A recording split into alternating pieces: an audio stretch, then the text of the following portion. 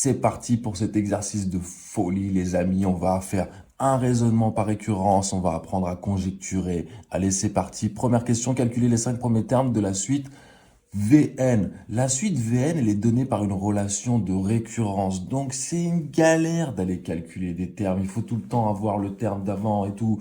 Laisse tomber. C'est trop galère.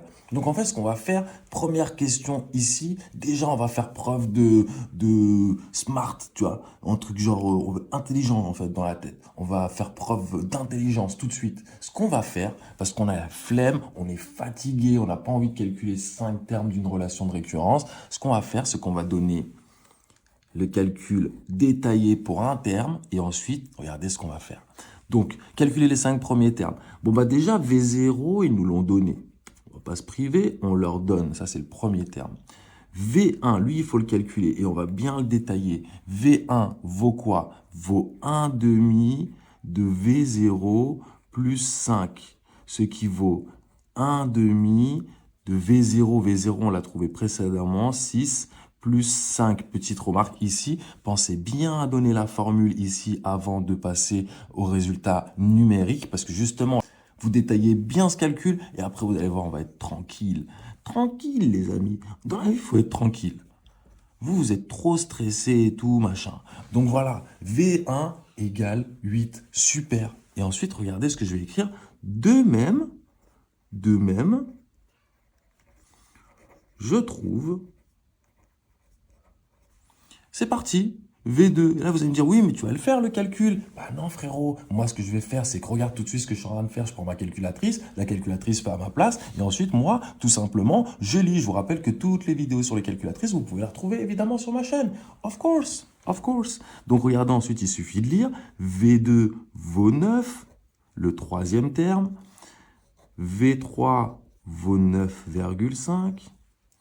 Et enfin, V4, le cinquième terme, vaut 9,75. Trop facile. Ok, super. Passons à la question 2. Conjecturer le sens de variation de cette suite. Ben, qu'est-ce qu'on remarque? On a 6, puis 8, puis 9, puis 9,5, puis 9,75. Ben, la suite semble être croissante. Conjecturer, ça veut dire deviner, ça veut dire émettre une hypothèse. Je conjecture, parce que c'est toi qui conjecture. Je conjecture que la suite Vn est croissante. On pourrait dire strictement croissante, mais on va garder ça, ça suffit. Ok. Bon, bah ça y est, merci, on a répondu à la question. Au revoir. Ah non, il y a une troisième question.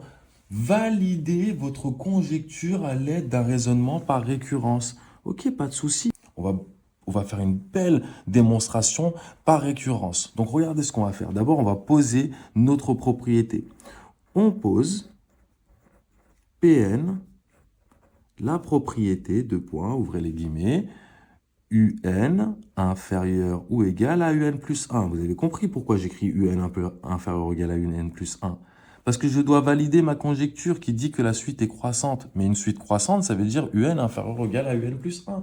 Tout simplement. Donc moi, c'est ça que j'écris dans la propriété. Maintenant, montrons. Vous dites ce que vous allez faire. Par récurrence, vous dites de quelle manière vous allez le faire. Par récurrence sur n appartenant à grand N que la propriété Pn est vraie. Voilà ce qu'on va faire. Alors, allons-y. Initialisation. Le but dans l'initialisation, je vous le rappelle, vous pouvez l'écrire là, votre but sur votre feuille de brouillon de préférence, c'est de montrer que P0 est vrai, ça c'est votre but. C'est quoi P0? P0, c'est lorsque vous remplacez les n par 0, ça veut dire U0 inférieur ou égal à U1. Si vous montrez ça, vous avez montré l'initialisation, vous avez donc montré que P0 était vrai. Ah ben, allons-y. D'une part,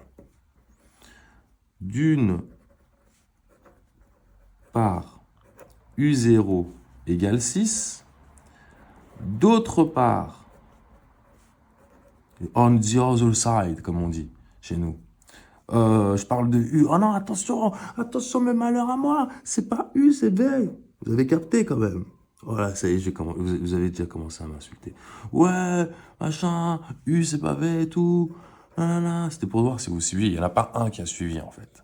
Pas un. No one. Donc, ok, voilà. Donc, d'une part, V0 égale 6. D'autre part, V1 égale combien? 8. Donc, U0 est inférieur ou égal. Oh, mais c'est pas vrai. V0 inférieur ou égal à V1. Ainsi, P0 est vrai.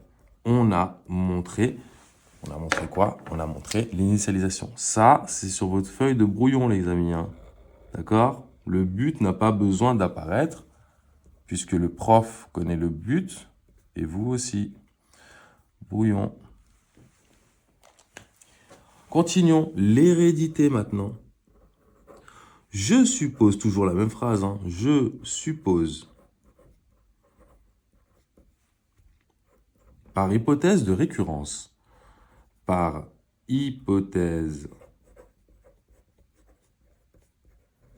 de récurrence,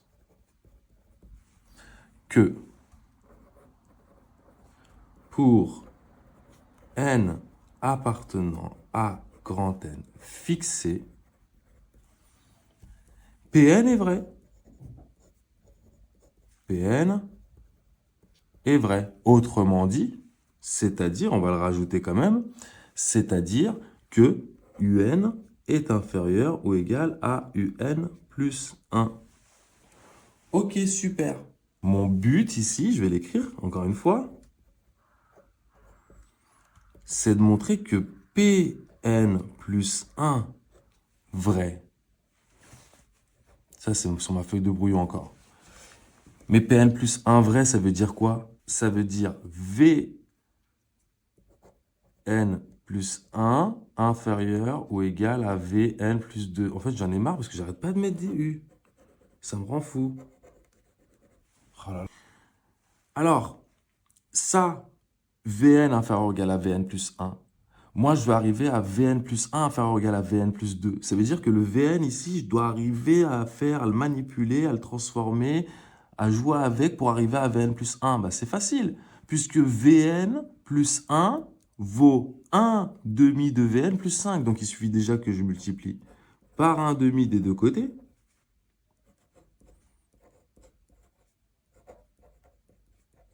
Et ça, j'ai le droit de le faire, car 1 demi est strictement positif.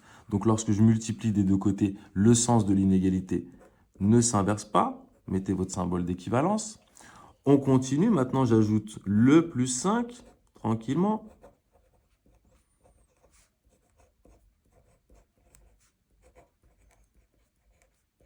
Voilà, là, il n'y a rien à dire. Lui, bah, c'est qui? Mais c'est V. Vous vous rendez compte ou pas? C'est Vn plus 1. C'est lui. Et lui, c'est qui à droite? Bah, c'est Vn plus 2.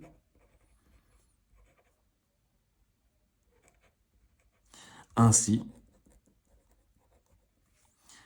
Pn plus 1, ça c'est Pn plus 1, est vrai. Je peux donc conclure, attention, n'oubliez pas de conclure. Ainsi, donc, pour changer, quel que soit n appartenant à grand N, Pn est vrai. Voilà, j'ai montré par récurrence cette proposition.